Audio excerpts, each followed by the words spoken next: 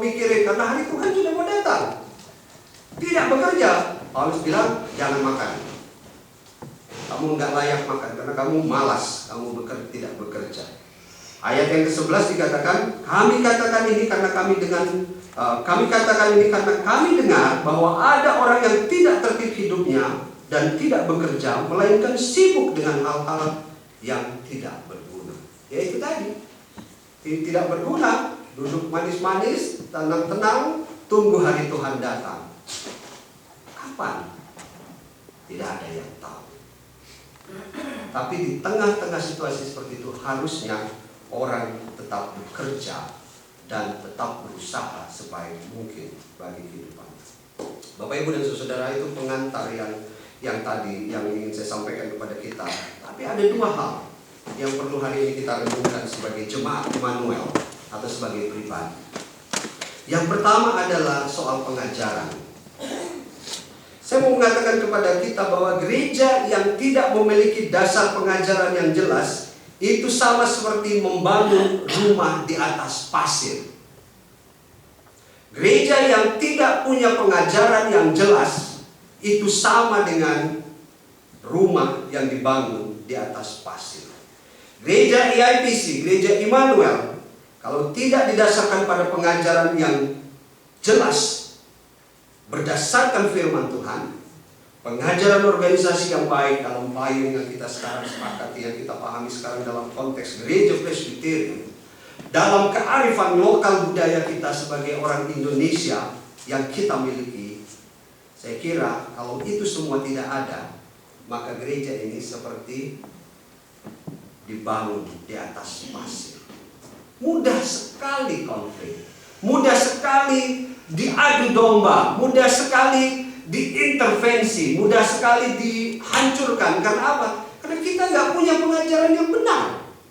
Kita hanya terfokus pada satu pengajaran, apa yang saya mau, apa yang saya katakan, apa yang saya pahami.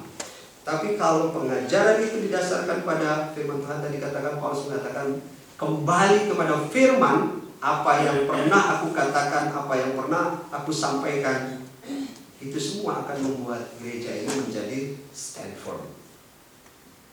Dan ini penting sekali bagi kita hari ini. Jangan, saya di awal tadi saya sudah katakan betapa pentingnya pengajaran itu atau teologi itu bagi kehidupan kita.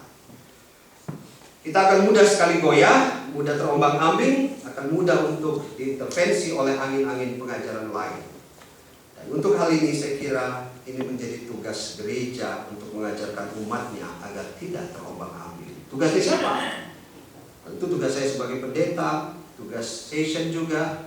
Tetapi yang paling penting saya mau mengatakan kepada kita di sini adalah tugas kita juga sebagai keluarga, sebagai persekutuan inti dari gereja. Ini sangat penting bagi kita hari ini. Keluarga-keluarga itu adalah persekutuan inti dari gereja. Kalau di dalam keluarga tidak ada pengajaran, kalau di dalam keluarga tidak ada firman Tuhan, kalau di dalam keluarga tidak ada pendidikan kebudayaan yang baik kepada anak-anak, kepada keluarga dan sebagainya, seperti rumah yang dibangun di atas pasir. Dan kalau rumah tangganya tidak kokoh, saudara bayangkan berapa rumah tangga yang tidak kokoh dalam pengajaran dan dalam kehidupan berkeluarga, datang ke gereja, kemudian tidak lagi mendengar firman Tuhan. Bagaimana gereja itu bisa menjadi kokoh juga? Saudara, atau saya sebagai orang tua, sebagai keluarga, kepala keluarga, kalau tidak bisa memberikan contoh atau pengajaran yang baik dan benar tentang firman Tuhan kepada anak-anak saudara, anak-anak kita semua sejak dini, itu sama dengan kita membiarkan mereka hanya asik dengan sisi-sisi kognisi mereka. Kita akan tahu bahwa anak-anak ini nantinya akan berkembang dengan pengetahuan yang dimilikinya. Sisi batin akan hilang dan diganti dengan sisi kognisi yang begitu tingginya, dan itu mungkin sangat menurut banyak orang sangat baik, tetapi ketika dia menjadi dominan dan akhirnya bisa sampai pada satu pemahaman, Tuhan mati, seperti apa yang dikatakan oleh seorang filsuf Nietzsche. Tuhan mati. Untuk apa meyakini adanya Tuhan, karena pengetahuan sudah di atas segala. Kalau sampai semacam itu, maka itu menjadi tanggung jawab yang berat bagi kita untuk melihat bagaimana generasi kita ke depan. Sisi yang kedua adalah bekerja dan berdoa. Kalau kita tidak melihat aktivitas gereja bergereja sepanjang tahun ini, kita Jemaat Immanuel, coba kita lihat, renungkan jemaat kita, aktivitas kita sepanjang tahun ini. Atau tadi kami di session sudah memprediksi mengenai budget, anggaran tahun depan. Wah, kita bilang, ini aktivitasnya luar biasa ini. Tahun ini aja kita sudah begitu banyak aktivitas yang kita kerjakan, aktivitas-aktivitas yang kita lakukan. Saya mau mengatakan bahwa kalau kita mau melakukan ini, tampaknya kita tidak hanya menekankan pada satu sisi saja. Saudara, saya minta kita untuk berdoa, tetapi kita juga tidak bekerja, tapi kita juga tidak melayani. Apakah program-program ini akan jadi? Saya kira jawabannya simpel sekali. Tidak jadi juga. Dasar dari sebuah pelayanan adalah doa kita juga, itu benar. Tapi kalau kita tidak bekerja dengan sungguh-sungguh, tidak serius, tidak punya target yang jelas, kita tidak akan pernah mampu mewujudkan program-program yang ada. Kita perlu kesatuan hati, tetapi juga kesatuan kerja dalam pelayanan. Kita perlu berdoa bersama-sama, tetapi kita juga perlu bekerja bersama-sama. Kita tidak bisa membebankan pekerjaan itu hanya kepada satu orang, satu kelompok, satu komisi, atau hanya kepada session, atau sebaliknya. Atau sebaliknya hanya kepada jemaat dan sessionnya juga santai-santai saja. Atau pendetanya juga santai-santai saja. Mungkin saudara mengatakan, Pak Pendeta, ini kita sudah sangat sibuk dengan pekerjaan di luar gereja. Sekarang kita disibukkan lagi dengan pengajaran dan pelayanan di dalam gereja. Saudara mungkin bilang, udahlah Pak Pendeta, jangan terlalu sibuk kita di dalam gereja, karena di luar itu kesibukan kita luar biasa juga. Saya melalui firman Tuhan hari ini hanya ingin mengajak kita untuk mari mengolah sisi batin kita. Saya tahu saudara bekerja dengan luar biasa.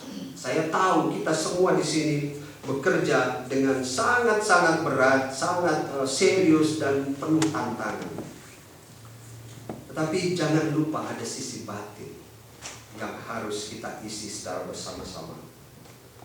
Pak Pendeta, saya sibuk di luar, tidak sempat datang ke gereja karena memang sama sekali tidak bisa menghindari pekerjaan.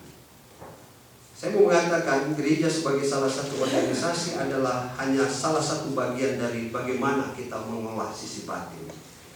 Tetapi gereja yang sejati, sekali lagi saya mau mengatakan gereja yang sejati itu adalah ada dalam diri saya dan saudara dan di dalam keluarga saudara. Saudara mungkin tidak sempat datang ke gereja karena pekerjaan yang tidak bisa dihindari. Tapi saya mau mengingatkan kita semua, jangan lewatkan persekutuan bersama dengan keluarga, berdoa bersama keluarga, bersama istri dan anak-anak. Jadi saudara bayangkan kalau saudara sudah tidak datang ke gereja, dan di rumah juga kita tidak lagi membangun yang demikian itu, kita terjebak pada satu sisi, namanya kita hanya mengisi sisi kognisi kita, pengetahuan kita. Jadi kalaupun saudara mungkin, Pak Pendeta, aku minta maaf saya nggak bisa datang ke gereja karena memang pekerjaan yang tidak bisa terhindari. Tidak apa, gereja hanyalah salah satu bagian. Tetapi apakah di keluarga pun kita mengatakan, maaf istriku, aku tidak punya waktu untuk berdoa bersama-sama dengan kamu. Maaf suamiku, aku terlalu sibuk, gak bisa nih, jadi aku harus cepat-cepat buru-buru naik mobil. Oh maaf anak-anakku, aku harus terlalu sibuk, aku gak punya lagi waktu untuk duduk, mengajar, mendidik, dan lain sebagainya. Kalau sudah sampai taraf itu, saya mau mengatakan bahwa mari kita mulai melihat lagi kedalaman diri kita. kelihatannya kita telah kehilangan sisi-sisi batin kita untuk membangun kehidupan keluarga yang lebih baik. Kalau kita sudah melewatkan hal-hal yang demikian, tidak punya waktu lagi untuk sharing, untuk duduk bersama dengan keluarga, saya berpikir ini merupakan tanda bahwa saya dan saudara sudah berada di ambang kognisi yang mengatasi sisi batin. Meski saya yakin bahwa saudara tidak akan mengatakan Tuhan sudah mati seperti yang dikatakan Nietzsche, tapi paling tidak dengan begitu kita telah membatasi karya Tuhan dalam hidup kita.